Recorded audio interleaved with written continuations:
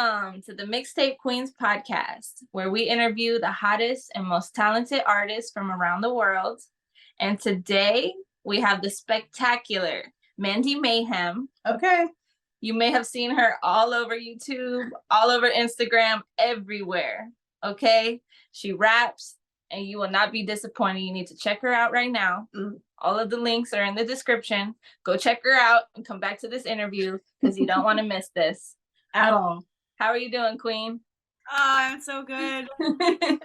So nice to meet you guys IRL. I feel like I saw you way back in the early days of my virality, which is like not even been a year. It's been crazy.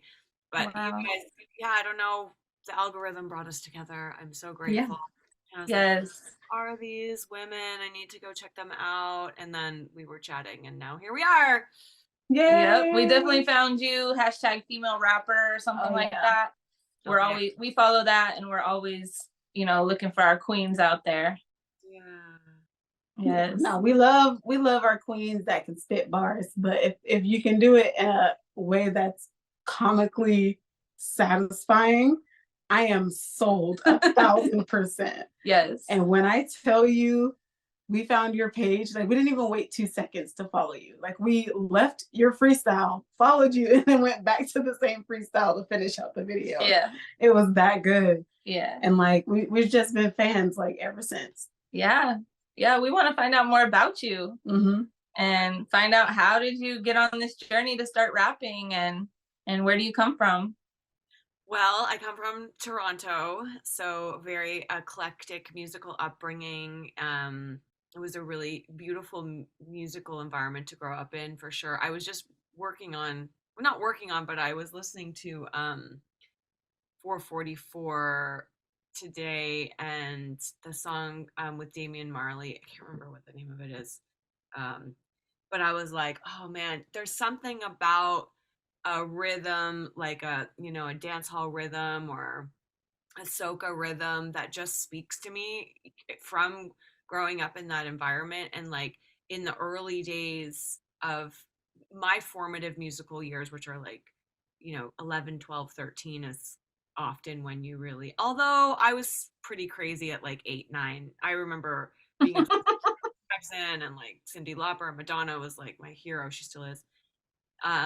But those early days when I started listening to radio shows, like mixtape shows or live from clubs or whatever, I was in grade 6 or 7.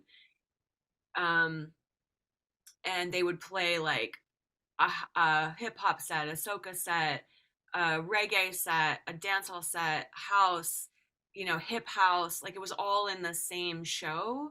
So it's like when I listen to Drake now, I can hear, and I think that's what attracted me to him at first, was I could hear all those musical styles in his work too. And he's also like very flexible in terms of his delivery, and I think I also have that trait just from all the influences that kind of Toronto's not a melting pot. Canada prides itself on being a place where it's very multicultural and people bring their cultures and contribute to this like tapestry within our society, as opposed to you have to now be this. And I think that lends itself to a lot of really beautiful fusions. So I think of myself as this fusion of all these different styles of music and cultures that I was exposed to growing up in this city that that at the time really prided itself on celebrating each other's cultures.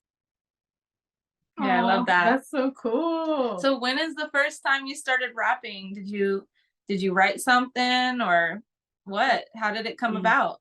Yeah, I remember going to camp, like to summer camp with my cousin. And I don't know if this is the first time, but my cousin's name is Andy, unfortunately. So we're Andy and Mandy. And my aunt, I don't say aunt, but I thought it would sound cool. My aunt made us go to summer camp like together, and she made my cousin Andy go to arts camp, and because I wanted to go to arts camp and he wanted to go to sports camp. And I remember, like, you get on one bus and then you go, this is a story has nothing to do with what you just asked me, but whatever. I'm on to it now.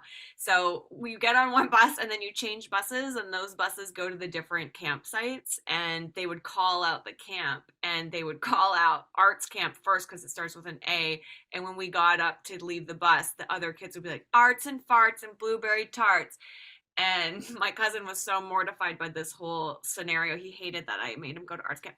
Meanwhile, he was like totally a dancer. He made music. His love of hip hop really inspired my love of hip hop too. So I remember us like going to arts and farts and blueberry tarts camp, and then being in his basement afterward listening to like Red Kingpin and Big Daddy Kane, and I don't know who else we might have been. Maybe it was Biz Markie at that time. Maybe he was later.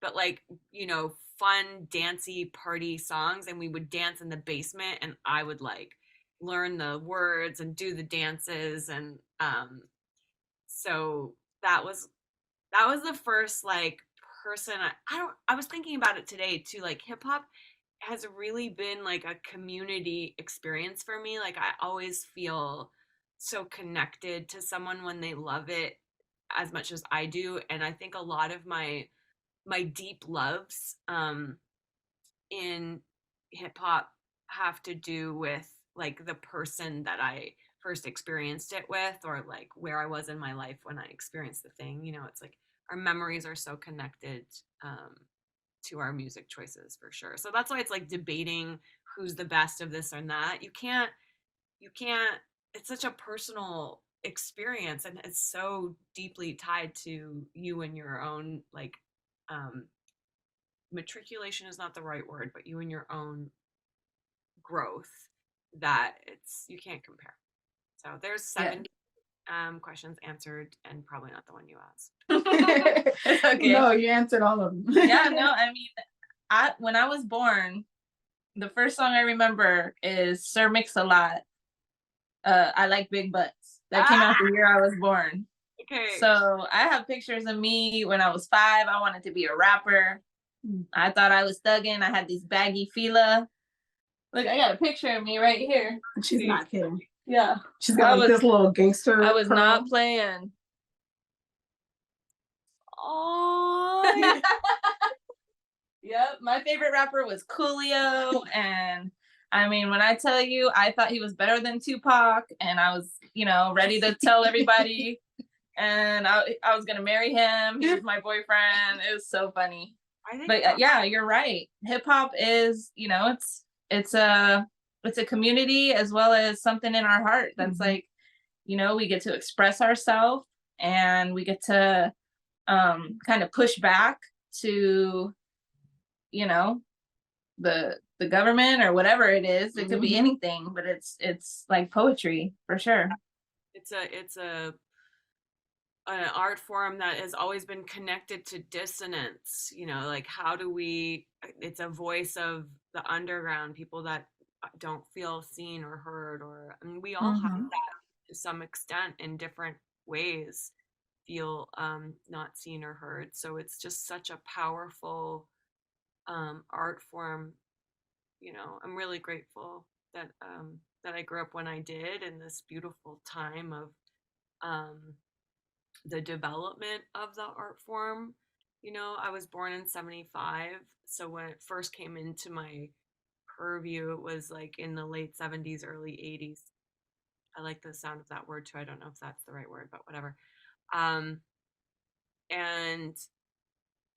so I feel like I kind of grew up with it. It sounds like, are you like around, it sounds like you're around my son's age, maybe. Were you born in the 90s? 87. 87. Okay. I'm a 90. You're 90. So my son was born in 92, and my brother was born in, I think, 90 or 90, I think.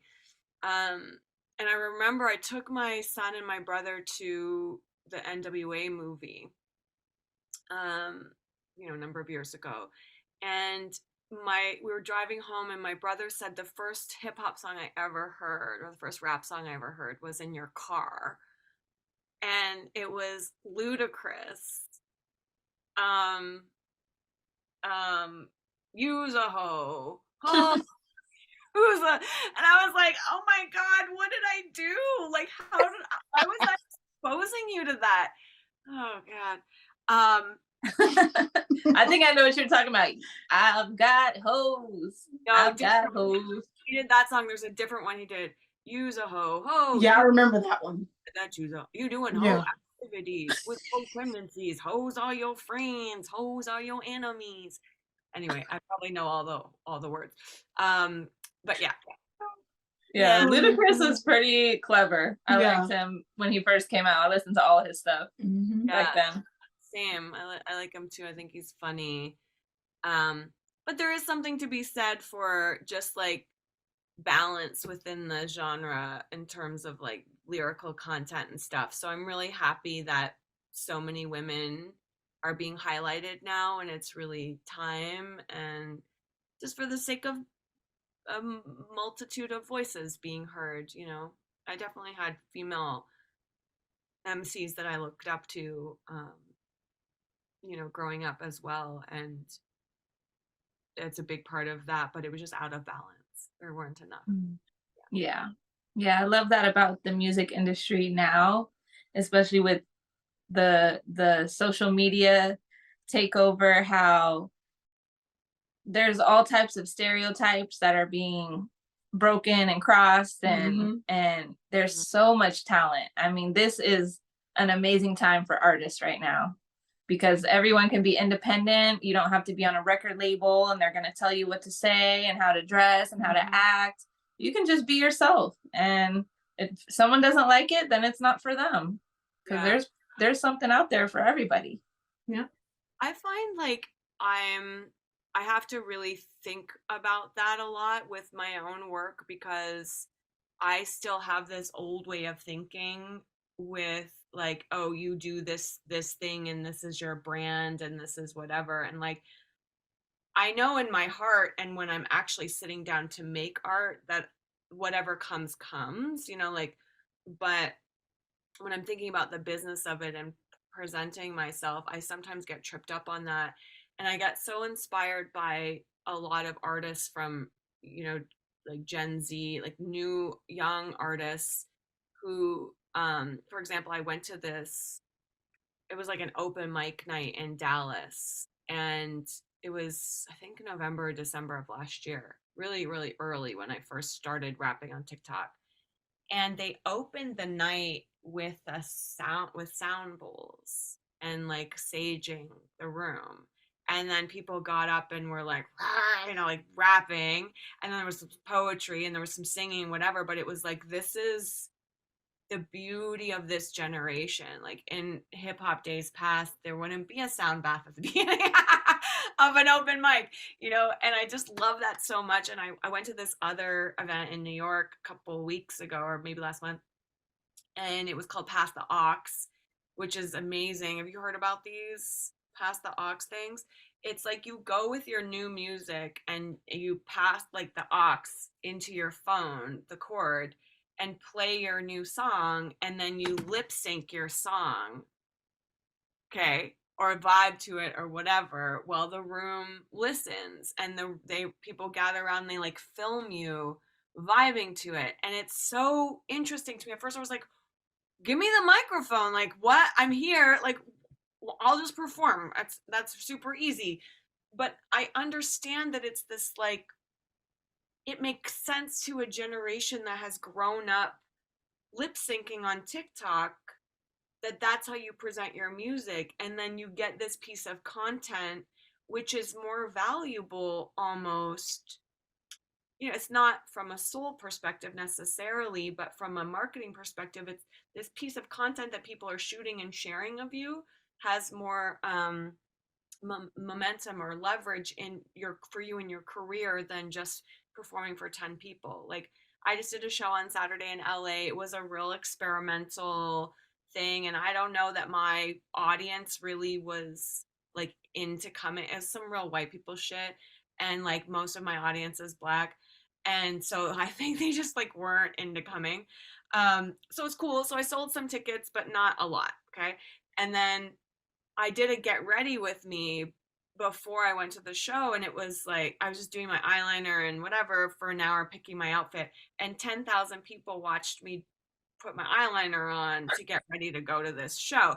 And like there weren't 10,000 people at this show in LA, you know? So it's like I'm dying to get on the road. I'm dying to do live shows and just go to clubs and hang out with people and do all that like real life shit because I need it. I need to be on the subway and see somebody and have a conversation about what my work means to them, because otherwise you're just putting it into a void and getting these responses and it doesn't feel real. So I need that.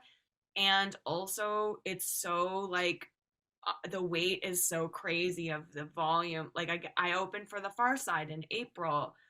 200 people were there. I went live and 20,000 people watched for the half hour that I was live. Like it's just Right. And the 2,000 people that were there had their phones, right? 200. Oh, 200. 200, Yeah. right? Yeah. They had all Yeah. had phones. Yeah. It's like Yeah. we live in two worlds. We really do. And so it's like learning how to integrate your digital self into your life self and not letting one completely take over the other when one of them is a hungry, greedy monster and the other one is a quiet, still voice. You know, I really have to work to find balance between those two. I think that's important that you said that because there are a lot of artists that probably need to hear that. They're like focusing on just the one side and not putting too much work into the other side, which is what you do, which is basically you meet some people in person. You like to meet the people that are like fans of your work, or they like to hear you rap or you freestyle. You like to interact with those people. And I think that that makes your social media pop even more because these people actually met you. They got to say, no, she's just like that in real life. She's that funny. She's that cool. So I definitely love that. I love to see artists genuinely out there doing things like that. It makes me feel good about where we're going in this industry. I do want to know when is the first time that you genuinely looked in the mirror and said, you know what, fuck it, I'm gonna do it. And like you were like, I'm gonna post this right now. Or I'm gonna perform here right now. I'm gonna do it. Well, you know, I had a career beginning pre like 2016, 2017, and I had a couple of albums and did a couple TV shows and was Mandy Mayhem was alive and well. And then 2016 was such a big tumultuous year and I really took a step back to look at what my contributions were to the culture and to make sure that I was at peace. Actually, I don't know that I had an agenda. I just felt like I don't want to be hurting anyone and I want to make sure that what I'm doing is respectful of the culture. And I may never do it again if it's not, you know. And then just took some time away and actually felt like I wasn't going to do music, that it was just going to be a thing for me that I would maybe integrate into some of my film and TV work or maybe do some stage stuff at some point, musicals, what have you. I write a lot of content, TV shows, movies, musical theater, stuff like that. So I've always done that. So I thought I'll write it in. And even that, I'm not sure how to integrate hip hop in a way that's respectful because I didn't want to be, like I said, hurting anyone. And then, you know, I had a health scare, pretty significant one, and it was around my voice. Like I had surgery on my throat. It wasn't in my vocal cords, but it was my throat was sliced open basically. And I just kind of came to myself and realized that I believe that I am spirit experiencing itself, that we all are in various forms, and that my job here is to have a sensorial experience of my life that includes the vibration of my own voice in my own body. That the first experience that I have of my work is in resonating in my actual body. Then you get to hear it. There's an impulse, I make a decision, then it's shared. But I have to be okay with what's going through me. And if there's something that lights me up, then I need to respond to that and allow myself to have that pleasure. So I was getting pushed in this direction with acting and my creative projects that I didn't like. Like I was getting auditions for retirement home commercials and like, you know, sleep apnea and medicine, you know, they were looking for women in their 60s, but because of my hair, they were trying to cast me to play these women. And I don't think it's fair to the world to do that because I don't have the skin of a 60-year-old woman. Like, you should be casting a 60-year-old woman in that role, not me. Even a 50-year-old woman, like, let's stop with the bullshit about what aging looks like.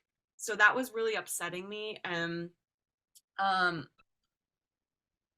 I just had this opportunity with an agency that was trying to encourage me to rap on TikTok, and I was very, very resistant because I still hadn't answered that question about, am I hurting anyone? But I got pushed to the point where it was like, okay, well, it's not my intention to hurt anyone, and at some point I have to speak to this joy. I have to allow myself to have my own joy. And I still stomped around all day. It was November 1st of last year. And then in the middle of the night, I decided to go live and rap. And even then I was scared to do it. I sat there for 20 minutes and talked about nose chlamydia. I found an article that said that nose chlamydia might give you Alzheimer's. I don't know if it's true, but I was like, guys, we can talk about nose chlamydia or I can rap. And they're like, what the fuck? Rap? Like, okay, I gotta see this. So then I started rapping, and there was like, you know, the 20,000 people showed up, and I was like, and I made $11. I thought, fuck it, I'm not getting paid for auditions. Like, that's $11 that I did not have yesterday. And you know, I'm an artist. I'm in this country, only allowed to work as an artist. So I can't just go get a job. I have to make money making art, and I was making money. And so that was like, okay, it lights me up, it brings me joy, and I'm making money. Bye. I'm just doing it. I don't know. Let the chips fall where they may. And through the process, I was able to heal those feelings that I was having and find my own answers to those questions I was having about my relationship with the culture and my relationship with hip hop and appropriation, aging, being a woman, misogyny, all the things that are so questions that I still have that I'm still working out. But I was able to find peace with a lot of it and just continue to keep going. And you know, even though at this point it's like it'll be a year, as I mentioned, November 1st, and my first single is dropping, so I'm very excited about that. And still every day there's like new challenges around people's opinions and ideas about me and what I'm doing. But at the end of the day, I just keep coming back to this, like, I almost lost this opportunity. My voice was almost taken away. My life was almost taken away. And this is my trip. It's my trip. It's not yours. It's not the guy in his underwear talking about, you know, my cadence. It's my trip. So at the end of the day, it's like, I don't know what I'm doing, but I do know what it looks like when I watch videos back of myself performing. The light emanating from me is the only thing that I can be sure of, is that that's a woman in the seat of her joy. Oh, I love that. I'm so in love. I'm so in love with that answer. It's not even funny. Like, that is the way that I wish every creator, every creative on the planet sees themselves and their art. If it makes you feel imminent joy, that's what you're supposed to be doing. Yeah. That's how you know that that's your purpose. And like you really started doing it for you. And I'm like, there's nothing that's greater than that. Yeah. Like you can, yeah, it's good for all the other people that are listening. It's great if it makes them feel good. That makes us feel good too. But if you feel imminent joy when you do it and you see yourself doing it and you get happy seeing yourself doing it, it's like, whoa, that's how you know you're walking in your purpose. I absolutely love that answer. Yes, queen, walking in your purpose. And, like you went through this, I don't know if it feels life threatening anytime you would have surgery in my eyes. I can just imagine, but I think that's something that a lot of us went through with the pandemic. Yeah. And it seems like after that 2020 situation, everyone was like, I have to follow my dreams. I can't, we don't have time to waste here. Like, let's go for it. And, that's a beautiful thing. That's why we do what we do, because music is medicine. Mm. And it's the glue that holds us together. And it's so powerful. That's why we dedicate our lives to, meeting people like you and spreading the word about your music and all of the talented people around the world that we get to work with.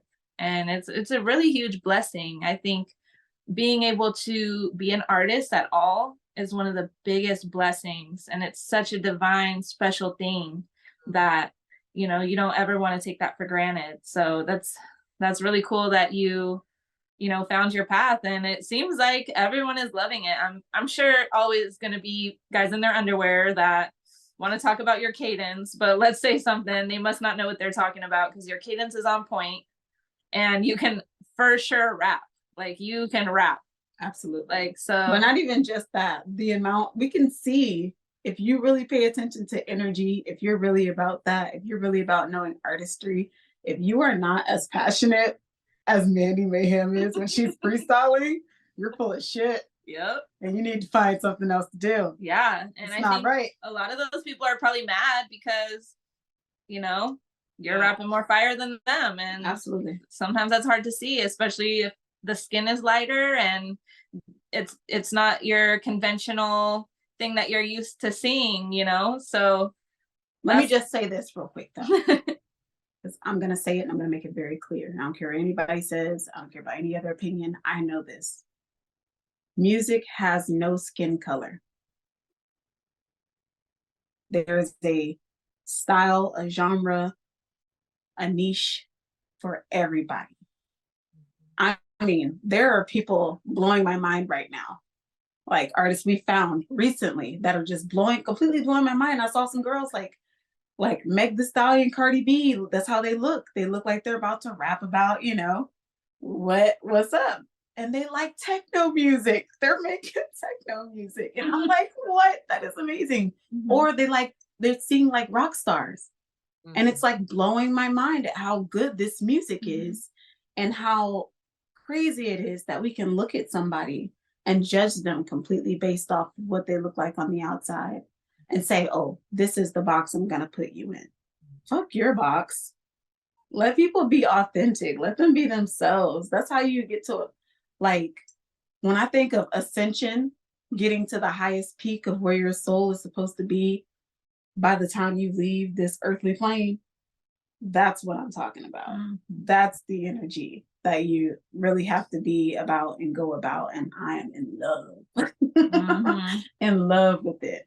Yes, queen. We love you so much.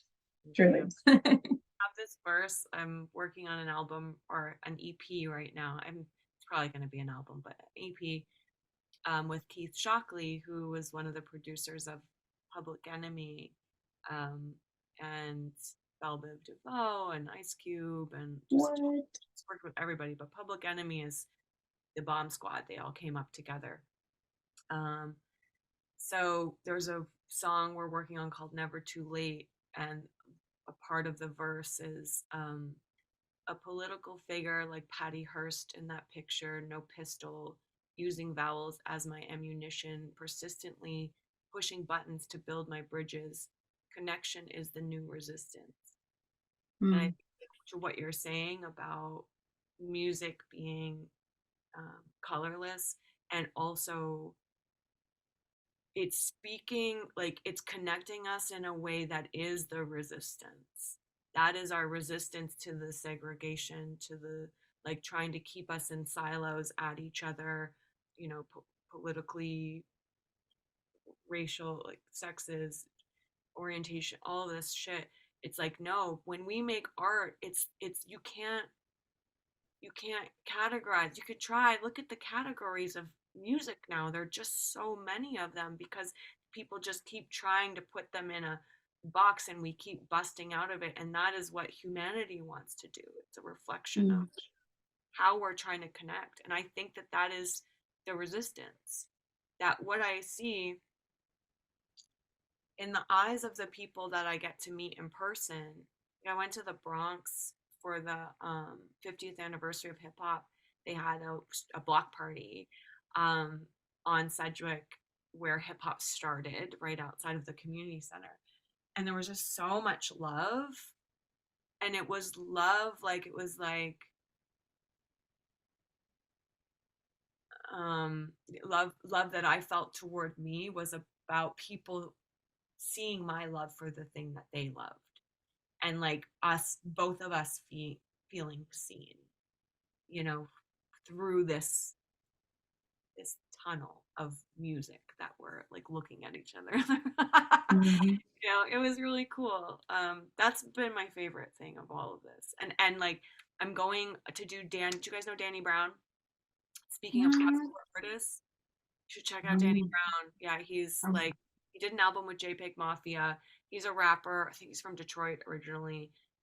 And it's like techno alternative. He spit, and he has this voice that's kind of like, I don't know. You should check him out. Check him out. Check him out. But we're gonna go and do a track together. And I'm such a house kid. I grew up listening to house music. I'm dying to get into the EDM and the soulful house tracks and the remixes. And like, I can't wait. I just like, you know, put me in, coach. I'm ready. Let's make music.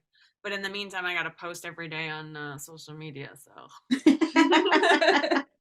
Well, I mean, a lot of people out there are needing to hear you. Yeah. I mean, you definitely made us stop in our tracks. I was like, oh my God, she is snapping. Yeah. Snapping. Yeah. I mean, amazing. And so I have a quick question for you. I heard you say that you wrote. Did you say you wrote for shows and stuff like that? You did like TV shows and things?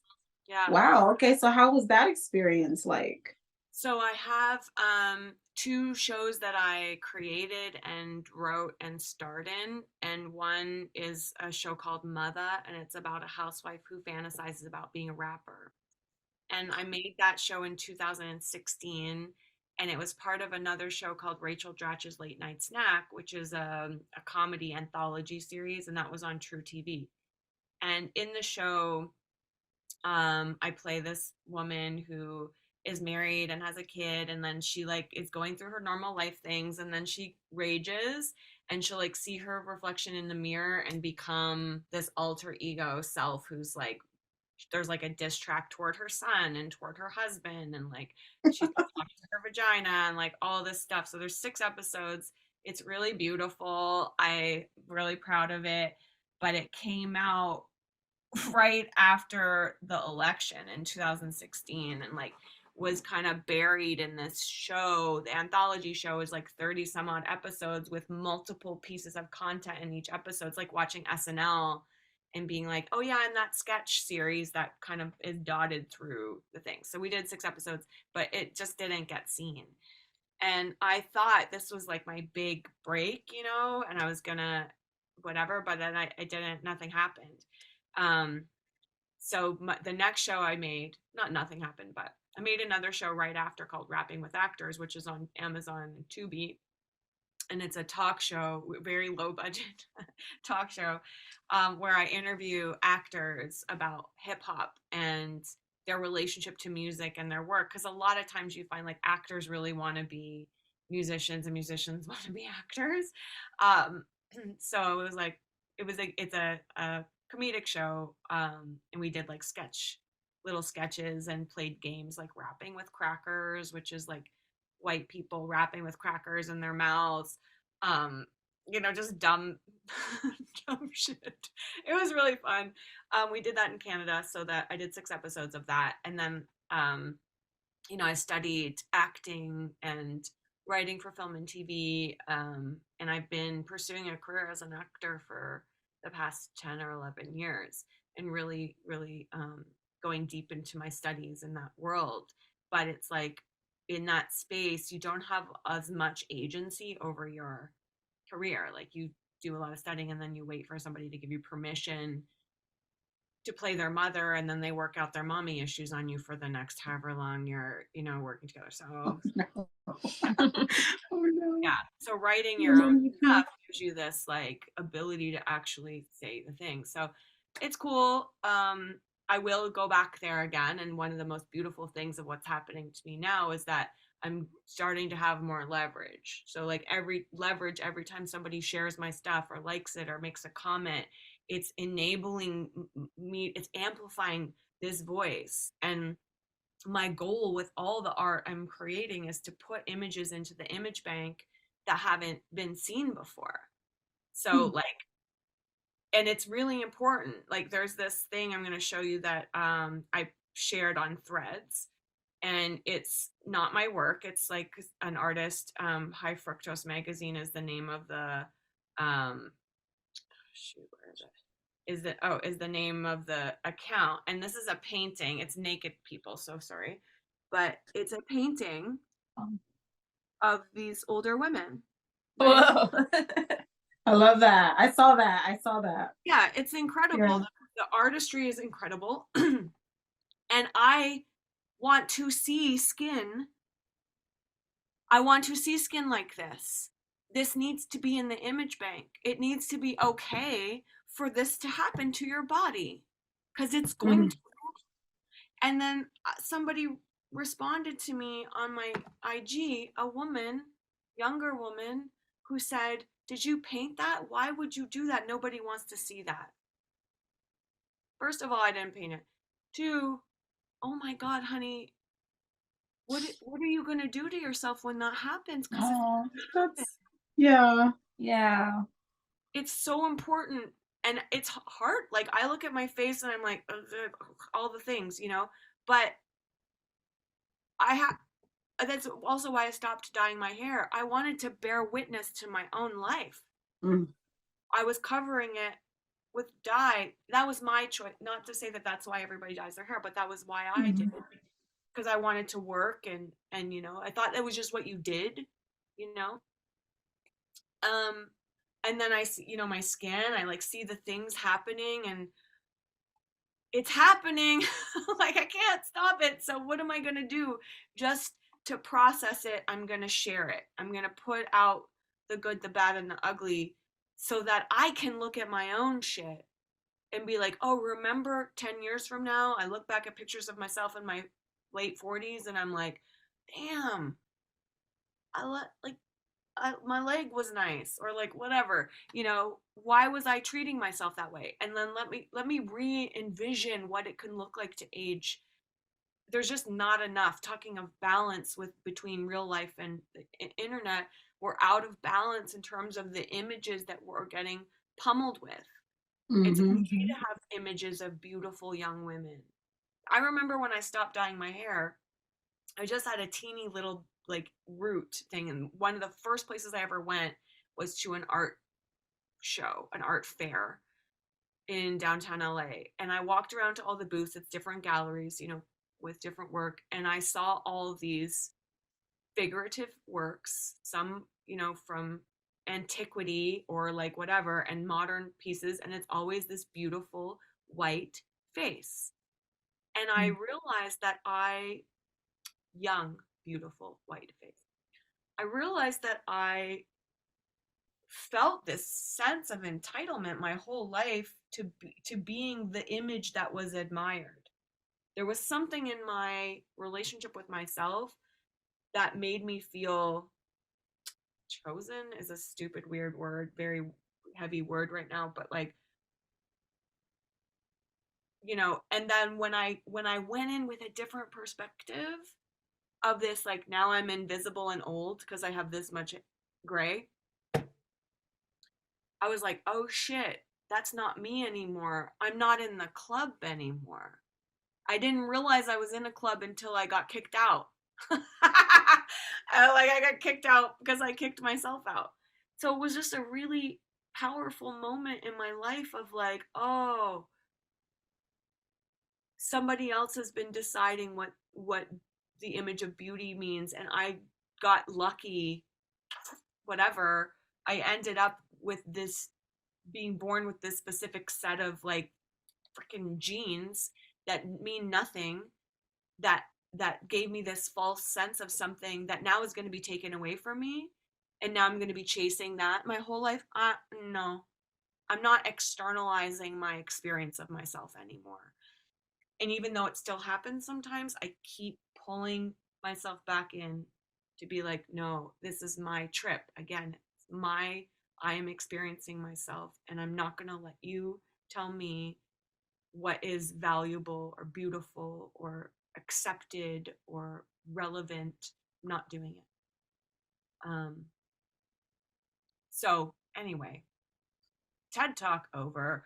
I am here. Yes, queen. No, Yes. we love it. We love it because that blows me away because as a young Black woman, a lot of the people I grew up around were like they nails all the time, lashes all the time, eyebrows have to be done, has to have the best makeup. But what I started slowly realizing, I'm only 20, I'll be 28 in 2 months. And I'm at the point where I have realized I don't want to wear makeup. Mm-hmm. I want to have a bare face. Mm-hmm. I like looking at my bare face. I think that I am very attractive with my bare face. I'm like, girl, you is sexy. Look at that skin. And I'm like, I enjoy it while I can, because eventually at some point what happens, I see a lot of not just Black women, but specifically for me, because of my experience, a lot of Black women, or a lot of women of color, we cover up with so much freaking makeup. And it's like, there's no acceptance of the wrinkles that come around the eyes, or the laugh lines that start to form. And I hear a lot of comments like, well, I need to put on makeup because I don't look good enough right now. And I'm like, like, you look great compared to some other people that are really struggling with that stuff. There are people with really bad skin conditions that have been living with it since they were 13 years old and don't even know what it's like to have clear skin. Mm-hmm. But how Have we never? Beautiful. Like, how do we, as now the people holding the camera or Mhm. hosting the podcast, controlling the narrative in our own little worlds, how do we show that? Like what this artist has done with this painting, painted it with so much love and joy in the figure. Like, it's like a lot of my work is about the juxtaposition of things that don't feel like they should go together but do. Like thinking about the way perception has changed around people with bigger bodies, and how so many artists have presented that in a way that has shifted the perception of society, like Lena Dunham and Lizzo, like starting with that. This is what a sex scene in a film looks like, or in a TV show on HBO, where the characters aren't all models with lighting. That I know how to light myself. I don't look like this when when when you turn your camera on the phone and it catches you, like, and you're like, I'm not lit, Yeah. So and I'm getting there. It is more of a challenge as I get more recognized, and there's more negative voices coming through at me. It makes me want to hide behind makeup and lighting and things, but I do feel really committed to this, despite what it makes me feel like, the scariness of it, because I know that when I was in my 20s, I was begging for that. I really needed to see women ahead of me, especially in the space between 40 and 65, because it's a void in the media. You're somebody's mother, you're the crotchety teacher, maybe if you're lucky, you're an evil witch hiding behind her, the one calling the police.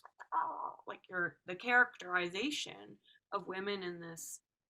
And then after 65, you're allowed to be like crazy and wear whatever you want and swear and like, there's life in there, but you're a joke. Don't mistake that. You're a joke. So I'm not okay with this. So I'm doing, these videos and this shit that's like, I'm not thinking about it when I'm writing it, but I am. It's like,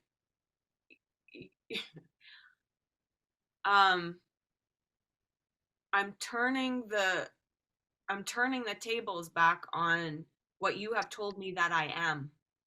And I'm saying, is this what you want me to be? You want me to be her? Okay, I'll be her if you want. Or do you want me to be her? Do you want to be dominated? Do you want me to fucking swear at you? You want me to fucking, like, you want that? Okay, I don't think you actually do. I don't think you actually want either of those women. But I want to play with this, like, experience of, what do I want? What does it look like to express the feminine outside of this hyper masculine narrative, outside of a masculine gaze, the patriarchal gaze? What does that even look like? I don't think we know. So I'm just like experimenting with imagery and words and music and collaborations, and it's interesting to me. Like I put out this verse on TikTok yesterday, the day before, something I posted, and it's an old verse that I wrote a long time ago, and it's very like just straight up empowering. I think it's like I rap like Janis Joplin when she was high on the music. I don't abuse substances unless you count seduction. Then I'm an addict. I get static for my maximum impact, like a luxury car crash, a mashup, peeling rubber on these motherfuckers, stuck on relevance. I honor my musical influences. Am I speaking your language? Then let's unite and do damage. I'll be the majorette of hip hop suffragettes. Bars. Thank you. Okay. That was like 10 years ago. Plus, it was like my first album I wrote that on. And I was like, I'm just going to throw this verse up. I don't think I've ever put it out. And I got some some pushback. And I was like, from a couple women who are like, we're tired of seeing you screaming. I was like, oh, that's that character. They don't like that character. The one where it's like, don't fucking tell me who to be. I'm gonna honor the music that I grew up listening to. We are suffragettes. And this was 10 years ago, before there were so many women out there. And I was like, we are suffragettes were the women petitioning to get the vote. They were called the suffragettes, right? So the hip hop suffragettes was like, we need a seat at the table. We need a vote in this space. So I'll be the majorette. Like, I don't need to be the president, but I'll just be like out in front, like spinning my they're a hype man. Yeah. Over here, but it was just like, why does that piss you off? It's the internalized misogyny. Like, we don't know, it's okay for me to be this girl, but it's not okay for me to be this one. Like, very interesting. And I see it moment to moment to moment in my lives when I move through these different characterizations of woman, how the room responds. Does it drop? Do people run away? Are they scared of it? Is it making them uncomfortable? Are they commenting? Am I getting more trolls? Like, it's pushing buttons to build my bridges. I'm pushing those buttons to find the people that are asking the same questions. Because the resistance needs to happen. If we stop asking the questions, nothing changes. Absolutely. And I feel you on that, because I think lately I've been feeling a little bit more. I've always been like super passive my whole life. So like I don't say anything when I really want to say something. And then when something else happens, I just sit there. But like lately, I've really just been tapping into speaking more. And some of the stuff that I have been saying, some people might think is harsh, but it's the truth. Mm-hmm. And at the base of it all, everybody wants the truth until you tell them the truth. And so if you get pushback from people, it's because you're triggering a nerve, and it's probably something that they're not even consciously aware that they're pushing back on. Yeah. They don't even understand why they're pushing back on it so hard sometimes. It's like and people pass judgment just to waste time, like just for fun. And I saw this yesterday from Jewel. She said a comment without heart or an opinion without heart is a weapon. And I think that's really powerful, because a lot of people are sitting around judging everything, and they don't understand that their judgment is their own fear reflected at them. So anyone who's judging anyone that's older or different than them, that's their own fear. Has nothing to do with you. And Queen, first of all, you are amazing. First of all, you're beautiful. The bomb. And beauty is in the heart. And you know, our bodies don't last forever. That's the only thing we even got in common. We're all gonna get old and die. That's the only thing we have in common. That's for everybody, right? So if someone can't accept that, that's very sad. And we need more people like you and queens like you to voice that. We have to voice that, because in our old age, and there comes wisdom. And that's not about how many information you know. That's about compassion. True wisdom, the highest form of wisdom, is compassion and love. And that's everything. And sometimes it takes a long time for people to get there. Some people might never reach that state of love and compassion for others. Yeah. And I definitely heard a message from you today that really resonated with me, that I feel like I needed to hear. Even at me going into 28, is like super cool to hear someone that's had more experience than me. Because I never like the word old. I don't like old or older. It's like, what is old? Because even if you ask a so-called elderly person if they feel old, they're like, not really. In heart, I'm young in here. Like, my body is, getting there, but I'm feeling young. And I think old is a bullshit word. It's another part of the system and how it like fucks us over and stuff like that. But what's most important with this message for today from me is you saying, I'm here to experience me. I want to see what I can do. This is for me. And I'm like, oh shit, yeah, you're right. This is for me. This is for my soul. This is for my spirit, my consciousness, my evolvement, wherever that may lead me after I'm done with this earthly presence.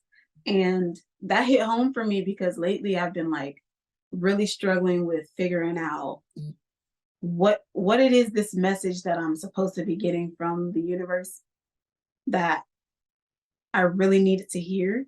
And I was just like praying on it. I'm like, all right, mom, grandma, go ahead and send your message down, whatever it is, tell me what it is. And I hadn't heard anything like for the last 4 days, but what you just said like really resonated with me. And I feel like that was something really important that I needed to hear.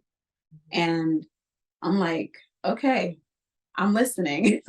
I'm listening for sure. Yeah.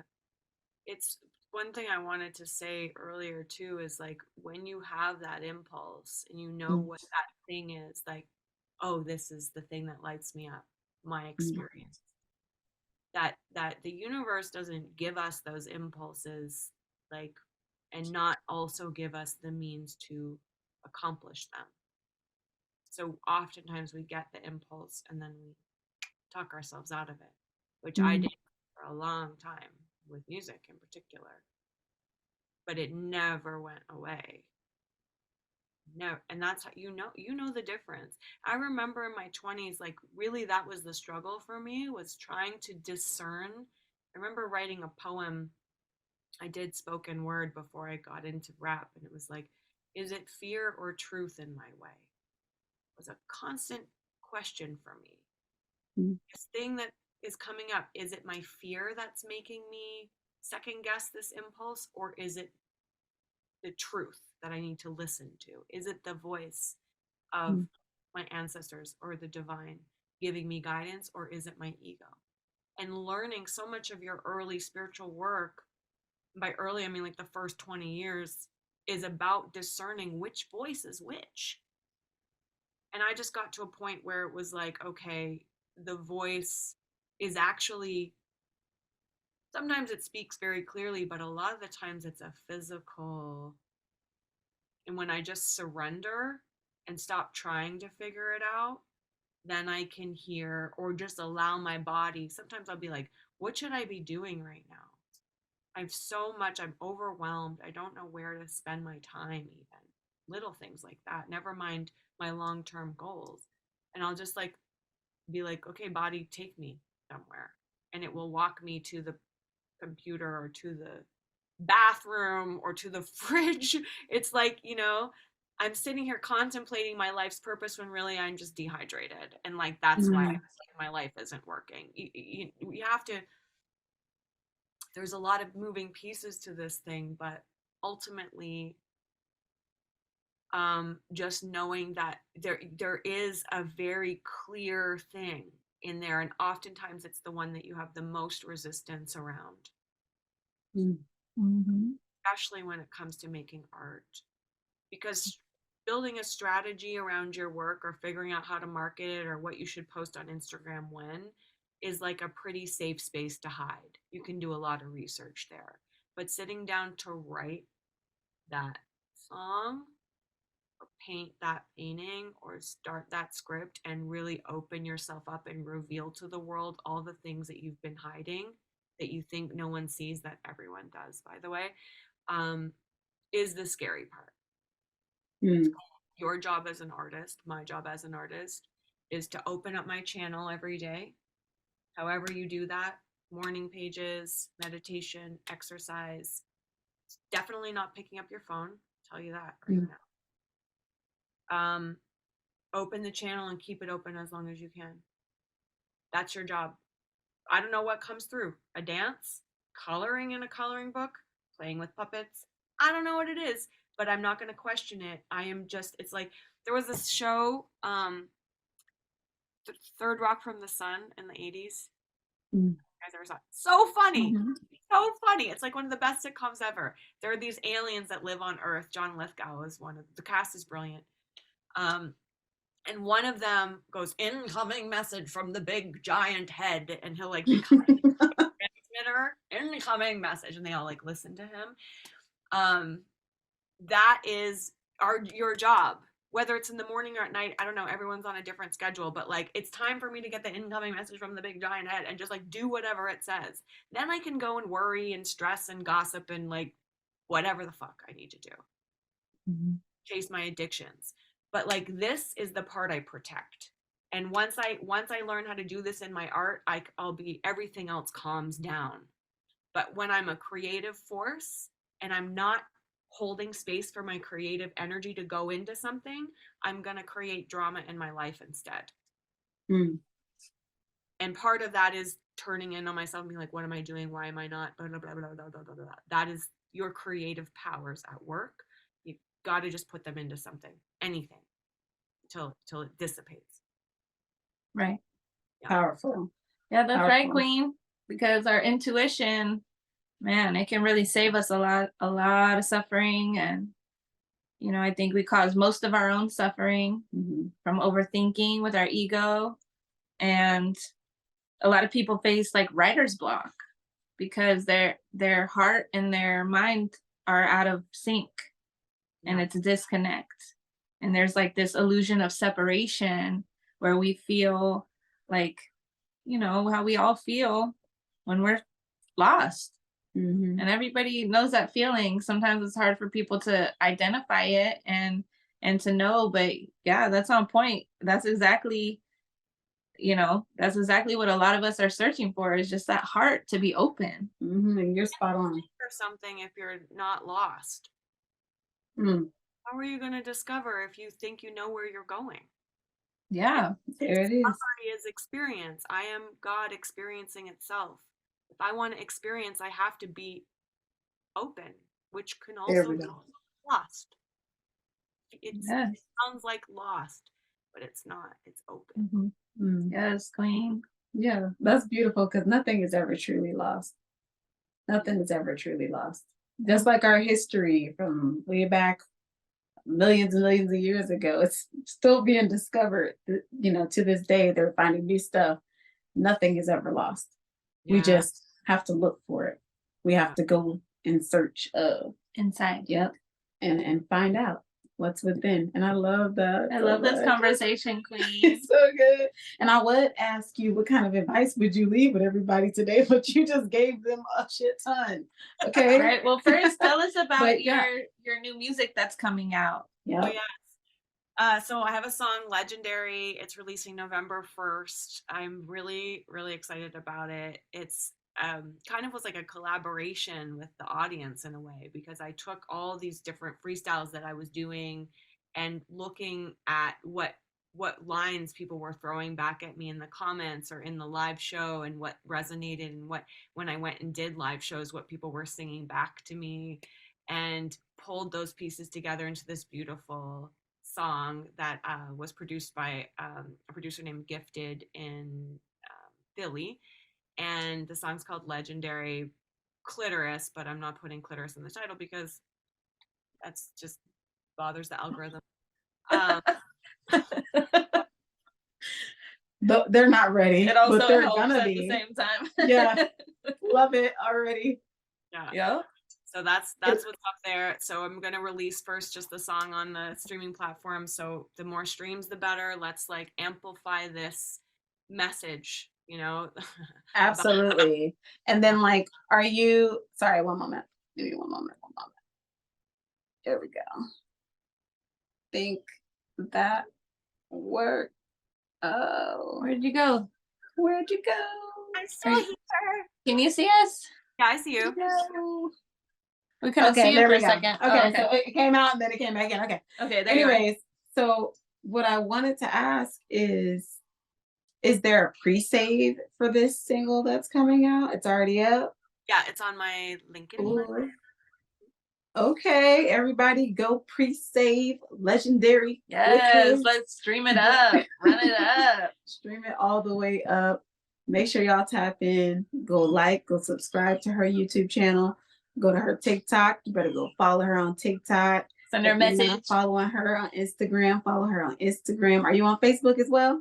I am on Facebook. It's so complicated. Why is that site so complicated now? I don't it's hard to find anything on there. Yeah, I'm on like my relationships.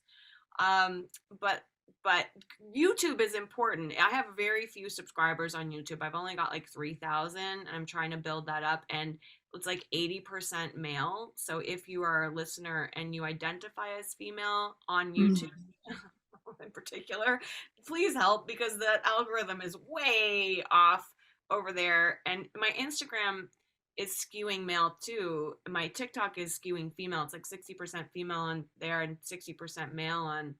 It's because that tree trunk bar on Instagram is the one that went viral. So they're all like, I have a tree trunk. You should do like a challenge for everybody that follows you on TikTok and say you'll drop another song from your EP sooner if you get to X amount of subscribers on YouTube. Oh, that's a great idea. From me to you. Mwah. Yeah. Love it. Yes. And I bet you they will run that shit up. They will eat it up. I believe it. I believe it. Because I'll be releasing the music video on the YouTube a couple weeks after the song comes out. So I would like to see it. So yeah. I like that. I like that a lot. Well, thank you so much for, being on our podcast and like sharing your energy and your amazing advice. You are so beautiful. Like, I thought you were beautiful before, of course, but now I like know you're like way more beautiful than I thought you were. Soul tribe. Like you're a soul tribe, and we really resonate with you spiritually, and I feel like emotionally and mentally. And age really isn't anything literally but a number, and you can really find your people out here, and music is medicine, and it really connects us on that deeper level, puts us on a whole nother wavelength with people. Because when I tell you I am impressed I am very happy. I'm feeling joyful. This was a great episode. I'm so happy. So thank you so much. Thank Thank you you. both. Thank you, Amanda and Elise, for having Thank me. you. This was Thank Of you so course, much. anytime. And you know what? Next time we're praying and we're hoping because we're going to be hitting the road pretty soon in our RV, doing the podcast in our RV. Yep. We would love to have you back on I love and that. have you do like a live performance or something. Yeah. Yeah, Yeah. that'd be cool. RV it up. Oh Yes. yeah. Have a great rest of your week. We love you so much, Queen. Yes, Thank you. Queen. Thank you. Bye. Peace. Okay, we'll cut it there. But you are amazing. Oh my God. I'm like trying not to fangirl. I'm like, oh God. Like my cheeks hurt from like smiling the entire time. I'm like, yeah. When I first, the only time I ever have been near Jay-Z, I was like that. My face hurt from smiling so much. And I was with my boyfriend at the time, and it was in a club in Toronto. He was standing beside me, and like Jay-Z and I were just like staring at each other the whole time. Like I looked super cute that night, I'm not gonna lie. But he was like definitely, but I was like this. And he's like, my boyfriend was like, I'm just gonna leave you two alone. And he kept walking past me, and I was like, I couldn't speak. Oh my God. See, and the thing is I truly believe that what we do as the mixtape queens is going to take us very far, and we will become like a household name. It's the amount of energy that we've been getting back on the podcast is like, it's scary almost. Like you said, there's that fear of like, well, how far do we take it? And we've talked about this a lot. Like we both have that little bit of fear. She's more willing to go past that because she's a little older than me. And she's like already experienced some stuff. So she's like, fuck it, I'm into it.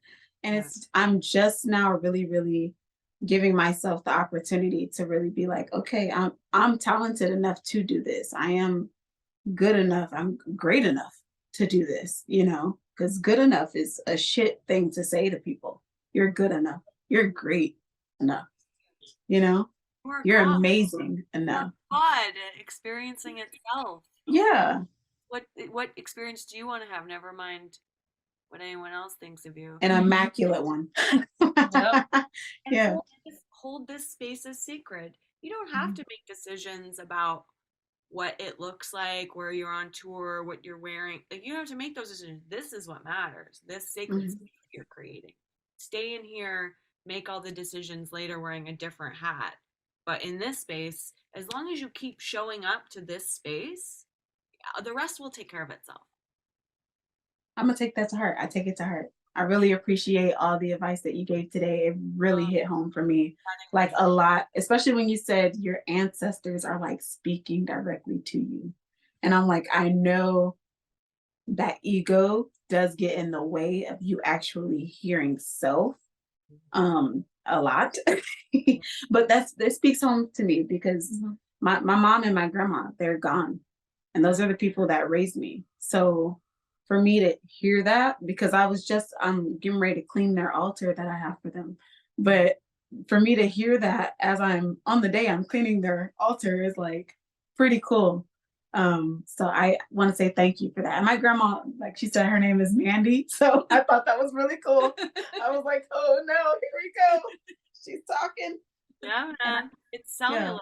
Yeah. The information is cellular. That's why I was like, let your body talk to you, because that they are literally in your body.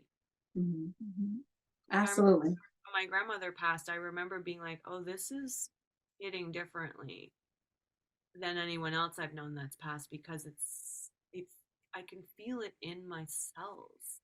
It's interesting. It's tissue. And the DNA. Yeah. And isn't that crazy that your grandma is technically your mother, because she carried your mom, and when your mom was in there, she had your egg in there. So you're technically your grandmother's baby. Oh, yeah. It's like it's some trippy shit going on with the body. It's really weird. But yeah, it was beautiful. But thank you again, and we hope you have a beautiful rest of your week. And thank you. Hey.